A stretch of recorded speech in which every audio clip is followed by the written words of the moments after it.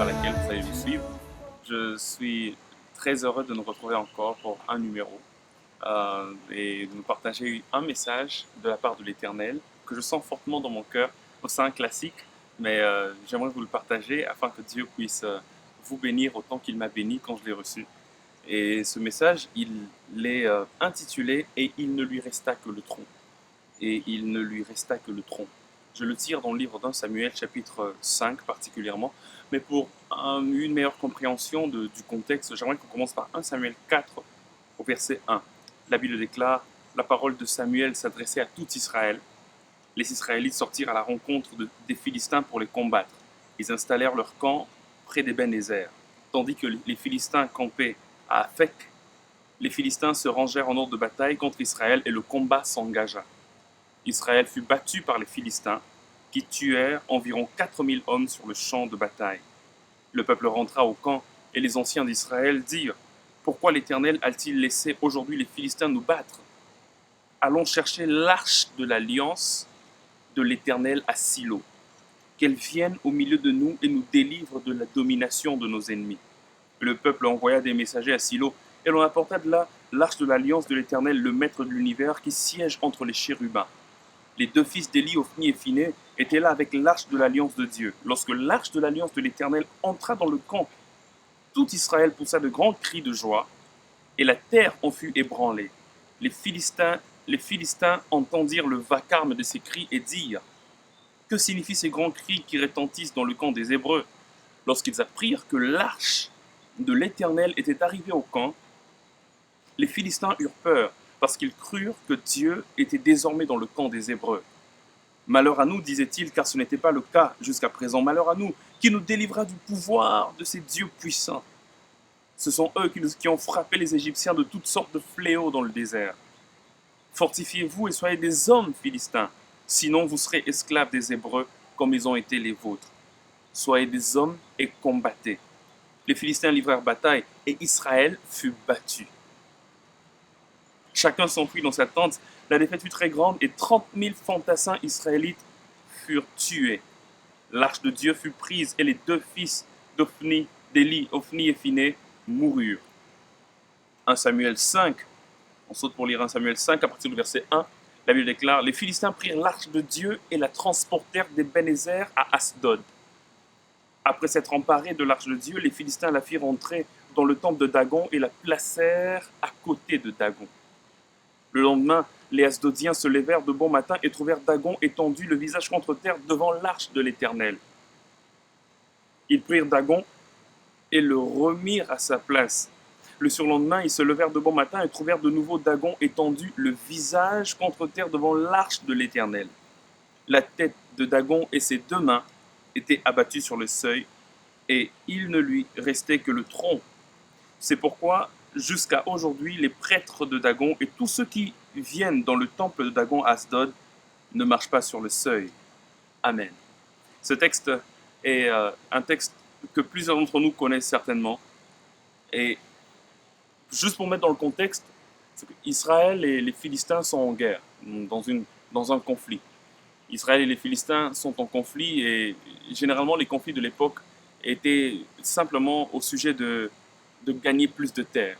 Les rois, les empereurs de l'époque étaient des conquérants. Ils voulaient conquérir plus et encore plus de terres pour agrandir le royaume. Agrandir le royaume voulait aussi dire que financièrement, le royaume serait beaucoup mieux assis parce que plus tu as des terres, plus tu as des potentielles richesses. Alors, dans ce contexte, la Bible nous montre qu'Israël se lève et va combattre. Mais déjà avant cela, Israël avait commencé à aller petit à petit loin de Dieu, de telle sorte que le peuple n'était plus vraiment en alliance avec l'Éternel. Israël commençait à s'éloigner de Dieu. Et lors du premier combat qu'il livre, à partir de Samuel 4, lorsque nous avons lu, la Bible nous montre qu'ils ont amené leurs hommes, ils ont amené leurs combattants pour livrer bataille contre les Philistins. Lorsqu'ils viennent, la Bible déclare que les Philistins les ont battus. Ils les ont battus et la défaite a été tellement amère que plusieurs Israélites, des milliers, sont morts. Et alors, évidemment, comme après chaque défaite, on se pose la question de savoir qu'est-ce qui ne va pas. Israël a fait bien de se poser la question, mais mais d'où nous est venu notre échec? Qu'est-ce qui ne va pas? Qu'est-ce qui a causé l'échec? J'aimerais dire à quelqu'un, il se pourrait que tu aies connu un certain échec dans un certain domaine. Deux fois, il faut simplement s'asseoir un peu comme les Israélites et réfléchir. Qu'est-ce qui n'a pas marché? Qu'est-ce qui a fait que nous avons été battus aussi lamentablement? Qu'est-ce qui a fait que nous avons été tournés carrément en ridicule? Qu'est-ce qui a fait que nos hommes, plusieurs de nos hommes, sont morts dans ce combat? Et lorsqu'ils ont réfléchi, ils se sont rendus compte que peut-être, peut-être que le problème est que nous avions oublié l'arche. Nous avions laissé l'arche de l'Éternel à Jérusalem. Pour les Israélites, l'arche de l'Éternel était même le symbole de la présence de Dieu. Et pas seulement pour les Israélites, même pour les Philistins, parce que si vous vous rendez compte, lorsque les Philistins ont appris que l'arche de l'Éternel était dans le camp des Israélites pour la deuxième bataille, les Philistins eux-mêmes ont dit « Ah, cette fois-ci, l'Éternel lui-même marche avec les Israélites. » Donc, c'était non seulement pour les Israélites, symbole de la présence de Dieu, c'était aussi pour les Philistins, symbole de la présence de Dieu. L'arche était, si je veux le dire d'une manière beaucoup plus connue de nous tous, je veux dire, l'arche était l'expression visible de la présence invisible de l'Éternel. Mais l'arche de l'Alliance n'est qu'un coffre de bois si l'Alliance n'est pas forte entre Dieu et son peuple. J'aimerais dire à quelqu'un, l'arche de l'Alliance n'est rien d'autre que du bois ordinaire si nous n'avons pas l'alliance avec Dieu. Parce que la Bible montre que malgré qu'ils ont emmené l'arche, ils ont livré combat, ils pensaient que puisque l'arche est là, ils allaient certainement avoir une plus grande victoire, ou mieux, avoir ne serait-ce qu'une victoire. Ils ont été battus, et la Bible montre qu'il y a même eu beaucoup plus de dégâts avec l'arche que sans l'arche. Pourquoi? Parce que l'arche n'a pas de sens si l'alliance n'est pas là. C'est pourquoi c'est appelé arche de l'alliance. Les Israélites voulaient faire ce que la plupart des chrétiens font. Loin de Dieu, qui ne sont plus en alliance avec Dieu, mais qui connaissent, comme la Bible le dit, ils s'attachent aux pratiques extérieures de la religion, mais ils ont renié ce qui en fait la force. Et Paul dit que à la fin des temps, et lorsqu'il parle à Timothée, il dit ce genre de choses arriveront. Les gens seront plus attachés aux pratiques extérieures de la religion, mais ils en renieront ce qui en fait la force. Les pratiques extérieures de la religion, c'est quoi? C'est un peu comme pour les Israélites l'autre fois, la présence de l'arche. Beaucoup de chrétiens aujourd'hui veulent, par exemple, venir recevoir une prière d'un homme de Dieu parce que pensant que si seulement il prie pour moi, les choses iront de mieux, alors que l'alliance avec Dieu, cette personne n'est plus du tout en alliance avec Dieu. Beaucoup de chrétiens aujourd'hui essayent, par exemple, d'exercer un ministère, de prier pour les malades afin qu'ils soient guéris, alors qu'eux-mêmes ne sont plus en alliance avec Dieu. Comment vous voulez que le flot de la guérison coule de vous vers celui qui est malade? Et ils prennent même l'huile d'onction pour venir l'appliquer.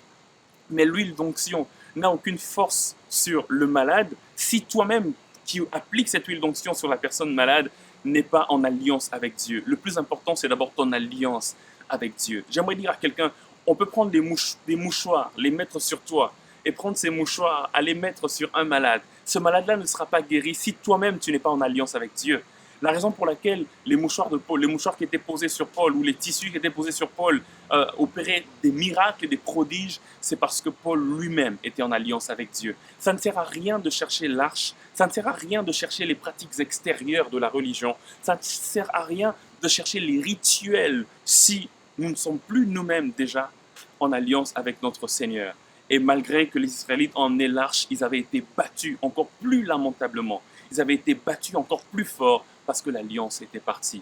Et vous remarquerez plus tard, si je dois aller un peu plus loin, vous remarquerez que lorsque finalement Israël se remet en alliance avec Dieu, Samuel est venu, a fait une prière, il a offert un sacrifice et Israël s'est remis en alliance avec Dieu. Ils se sont repentis, ils ont tourné la face tourner leur face vers Dieu. Vous vous rendrez compte qu'en ce moment-là, quand ils allaient en guerre, ils allaient de victoire en victoire parce que l'alliance était forte. La victoire dans ta vie ne dépend pas des pratiques extérieures de la religion. Ça ne dépend pas d'une eau bénite qui a été placée sur ta tête. Ça ne dépend pas d'un mouchoir qui a été posé sur toi. Ça dépend d'abord de l'alliance que tu as avec Dieu. Ce qui est extérieur est important, mais pas plus important que l'alliance. Le primordial, c'est l'alliance. Et plusieurs d'entre nous, nous connaissons une vie d'échec dans le ministère, en général, parce que simplement l'alliance n'est plus. J'aime ce que le pasteur Adams dit par rapport à l'alliance. Il dit, Goliath, lorsqu'il est venu vers David, il a minimisé David à cause de sa petite taille. Goliath disait, mais on m'a envoyé ce nain, cet enfant pour me combattre, alors que je ne suis pas un chien. Mais le pasteur Adam dit ceci, Goliath avait oublié que l'alliance que David avait avec Dieu, c'est cette autre partie de sa taille que Goliath ne pouvait pas voir. Goliath voyait que ce David-là, c'est un nain, il est petit de taille, mais Goliath est très élancé. Mais l'alliance que David avait avec Dieu comblait le vide de sa taille. J'aimerais dire à quelqu'un, il se pourrait que tu n'aies pas la forme qu'on attend. Il se pourrait que tu n'aies pas l'extérieur qu'on attend. Mais l'alliance avec Dieu peut combler le vide de ton physique. L'alliance avec Dieu peut combler le vide de ta taille. L'alliance avec Dieu peut faire en sorte que là où tu n'étais pas sur la liste, que Dieu t'insère sur cette liste-là et que tu fasses des merveilles. Et ce que j'aime, pour rentrer dans le vif de mon sujet et conclure ce petit moment de partage, c'est que malgré leur défaite, Dieu avait un plan. Dieu avait un plan. Vous savez, lorsque les Philistins ont vaincu pour la première fois, ils sont allés rendre gloire à leur Dieu. Ils sont allés rendre gloire à Dagon. C'est grâce à nos dieux, grâce à Dagon, que nous avons eu la victoire contre les Israélites. Et quand tout ça se faisait, Dieu était là en train de regarder et dit, mais ce sont des idolâtres ces gens, et ils ne comprennent pas les choses. Et Dieu s'est dit, ok, d'accord, je vais faire en sorte que l'arche soit arrêtée, prise par les Philistins, parce que j'ai un plan. Mon plan, ce n'est pas de combattre les Philistins. Mon plan, c'est de combattre celui-là même qui est le Dieu des Philistins. Et Dieu est passé comme par un échec d'Israël pour arriver dans le temple de Dagon et combattre le Dieu des Philistins qui était Dagon. Laisse-moi te suggérer que des fois, dans certaines défaites apparentes par lesquelles tu passes, Dieu s'en sert pour arriver à un point où il veut renverser une forteresse qui est établie quelque part, afin d'emmener tout un peuple à une repentance. Le but de Dieu, c'est de montrer aux Philistins et même aux Israélites que l'Éternel Yahvé, le Dieu d'Abraham, d'Isaac et de Jacob, est supérieur à toute forme d'idole. Et ils ont pris l'arche, l'erreur qu'ils ont faite, ils ont mis l'arche dans le temple de Dagon. Et la Bible déclare, ils ont mis l'arche juste à côté de Dagon. Et lorsqu'ils sont sortis, la première nuit, lorsqu'ils sont venus, ils ont vu Dagon prosterné devant l'arche. J'aimerais dire à quelqu'un, Dieu est sur le point de faire une chose. Le Dieu là, de ces féticheurs là qui te cherchent peut-être un malheur, ou encore le Dieu de tes ennemis est sur le point de se prosterner devant ton Dieu. Le combat change de niveau. Le combat n'est plus entre Israël et les Philistins. Le combat est maintenant entre le Dieu d'Israël et le Dieu des Philistins. J'aimerais dire à quelqu'un, vous savez, lorsque vous êtes dans un combat et que chacun de nous a une alliance forte, si on arrive à vaincre déjà ce sur quoi toi tu t'appuies, ce sur qui toi tu t'appuies, ça veut dire que même toi, on arrivera facilement à te vaincre. C'est pour cela que vous remarquerez, même si je dois être dans un contexte beaucoup plus politique par rapport à la République démocratique du Congo, normalement, certains petits pays qui nous donnent des maux de tête ne peuvent pas nous donner des maux de tête. Mais vous savez, ce qui font qu'ils soient forts, c'est parce qu'ils ont des alliances fortes. Ce qui font qu'ils soient forts, c'est parce qu'ils ont d'autres pays plus forts qui sont derrière eux et qui les soutiennent. C'est pourquoi j'aimerais dire à quelqu'un, si tu veux frapper ton adversaire, commence par frapper la force de ses alliances. Commence par frapper ce sur quoi lui-même il s'appuie. Et Dieu dit, je commencerai par détruire votre propre Dieu. Et Dagon tombe. Le lendemain, lorsqu'il vient, il relève Dagon. Il le relève, la Bible déclare qu'il le replace en face de Yahvé, en face de l'arche de l'Éternel. Et ce jour-là, lorsqu'ils sont sortis, la Bible déclare que une chose formidable s'est passée. La tête de Dagon et ses mains ont été coupées et il ne lui resta que le tronc. La tête de Dagon et ses mains ont été coupées et il ne lui resta que le tronc. Mais écoutez ce que la Bible dit. La tête et les mains de Dagon ont été dépiécées carrément. Et il ne lui restait plus que le tronc. Il ne lui restait plus que le tronc. Et il ne lui restait plus que le tronc. J'aimerais dire à quelqu'un, Dieu est sur le point de faire une chose. Ton ennemi, ton adversaire, le Dieu de ton adversaire ou de ton ennemi, l'alliance sur laquelle ton ennemi ou ton adversaire s'appuie, Dieu va briser cela, de telle sorte qu'il ne lui restera que le tronc. Quelqu'un va me demander, mais il ne lui resta que le tronc, prédicateur, qu'est-ce que tu veux dire par là? Pour mieux comprendre ça, nous devons un peu rentrer à l'époque. Dagon est une statue. Mais Dagon est une statue qui a de plusieurs parties. Il y a la tête, il y a le tronc, il y a les mains, etc. Mais l'histoire nous enseigne, et la mythologie, leur mythologie nous enseigne que Dagon, la statue de Dagon, était faite d'un tronc de poisson, d'une tête et des mains humaines. La tête avait la forme d'un homme, les mains, c'était aussi des mains humaines, mais le tronc était un tronc de poisson. Écoutez maintenant ceci. Il a des mains humaines, il a une tête humaine, mais il a un tronc de poisson. Lorsque l'arche entre dans le temple de Dagon, ou encore dans le tombeau de Dagon, parce que le mot la temple en hébreu veut aussi dire tombeau, lorsque l'arche entre dans le tombeau de Dagon, parce que c'est là qu'il devait être enterré, l'arche lui coupe les mains, l'arche lui coupe la tête, et là, l'arche lui laisse seulement le tronc. Dieu ne lui laisse que le tronc. Il ne lui resta que le tronc. L'arche coupe la tête et les mains parce que la tête et les mains ont la forme humaine. En d'autres termes, Dieu enlève à Dagon tout ce qui rend Dagon semblable à un homme. Mais Dieu laisse à Dagon tout ce qui lui rend inférieur à un homme. Parce qu'il est écrit dans votre Bible, dans Genèse chapitre 1, verset 26, lorsque vous allez un peu plus bas, Dieu est en train de parler à l'homme. Il lui dit, tu domineras sur les poissons, tu domineras sur les oiseaux, tu domineras sur toute espèce qui a été créée. Mais la Bible commence par tu domineras sur les poissons. Et Dagon avait un tronc de poisson, mais des mains et une tête humaine. Lorsque l'arche vient, l'arche enlève tout ce qui peut faire en sorte que Dagon se réclame être ton égal.